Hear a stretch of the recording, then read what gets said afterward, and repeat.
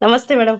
ನಮಸ್ತೆ. ನಮಸ್ತೆ. ಅಲ್ಲ ಮೇಡಮ್, ಅಶ್ವಿನಿ ಮೇಡಮ್, ಎಲ್ಲರಿಗೂ ನಮಸ್ತೆ. ಆಲ್ಮೋಸ್ಟ್ ಏನಿಲ್ಲ, ಇವತ್ತು ನವರಾತ್ರಿ ಹಬ್ಬದ ಎಲ್ಲರಿಗೂ ನಾನು ಹಾರ್ದಿಕ ಶುಭಾಶಯಗಳನ್ನ ಅರ್ಪಿಸ್ತೀನಿ. ಯಾಕಂದ್ರೆ ಮೊದಲನೇ ದಿನ ಇವತ್ತು ನವರಾತ್ರಿದ್ದು.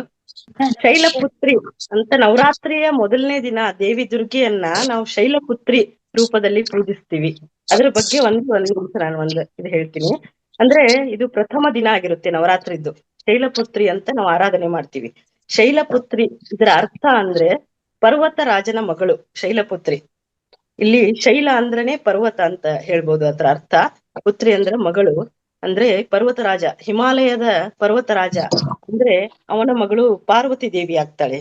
ಅವಳದೇ ಒಂದು ಇದು ರೂಪ ಶೈಲಪುತ್ರಿ ಆಗುತ್ತೆ. ಇಲ್ಲಿ ದೇವಿ ಯಾವಾಗ್ಲೂ ಶ್ವೇತ ವಸ್ತ್ರವನ್ನು ಧರಿಸಿಕೊಂಡು ಅವಳ ವಾಹನ ಏನಾಗಿರುತ್ತೆ ಅಂದ್ರೆ ಎಮ್ಮೆ ಆಗಿರುತ್ತದೆ. ಬಲಹಸ್ತದಲ್ಲಿ ತ್ರಿಶೂಲ ಮತ್ತು ಎಡ ಹಸ್ತದಲ್ಲಿ ಕಮಲವನ್ನು ಹಿಡಿದುಕೊಂಡು ಅವಳು ಇವತ್ತು ನಮ್ಮೆಲ್ಲರಿಗೂ ಒಂದು ಇದು ದರ್ಶನ ಕೊಡ್ತಾಳೆ. ಹಾಗೆ ಇದು ಶೈಲಪುತ್ರಿ ಯಾವುದರ ಸಂಕೇತ ಅಂದ್ರೆ ದೇವಿ ಯಾವಾಗ್ಲೂ ಶಾಂತಿ, ಸರಳತೆ ಮತ್ತು ಧೈರ್ಯದ ಸಂಕೇತವಾಗಿರುತ್ತಾಳೆ. ಹಾಗಾಗಿ ಇವಳ ಪೂಜೆಯಿಂದ ನಮ್ಮ ಮನಸ್ಸಿಗೆ ಒಂದು ಸ್ಥಿರತೆ, ಮನೋಬಲ ಹಾಗೂ ಶಕ್ತಿಯು ಕೂಡ ಲಭಿಸುತ್ತದೆ ಎನ್ನುವ ಒಂದು ನಂಬಿಕೆಯಿಂದ ನಾವು ಇವತ್ತು ಶೈಲಪುತ್ರಿಯನ್ನು ಆರಾಧನೆ ಮಾಡ್ತೀವಿ.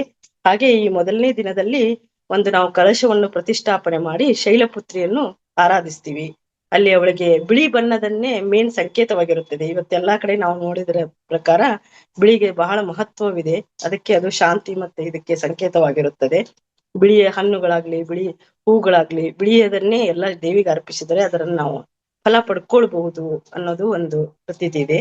ಹಾಗೆ ಇದು ಒಂದು ಶೈಲಪುತ್ರಿಯ ಒಂದು ಶುಭಾರಂಭ ಕೂಡ ಆಗಿದೆ ನವರಾತ್ರಿ ಹಬ್ಬ ಅಂತ ಹೇಳಲು ಇಚ್ಛಿಸ್ತೀನಿ. ಇಷ್ಟು ಹೇಳಲು ನನಗೆ ಅವಕಾಶ ಮಾಡಿಕೊಟ್ಟಿದ್ದಕ್ಕೆ ಎಲ್ಲ ಮಹಾವತಾರ್ ಫೌಂಡೇಶನ್ಗೂ ಧನ್ಯವಾದಗಳು. Thank you so much madam.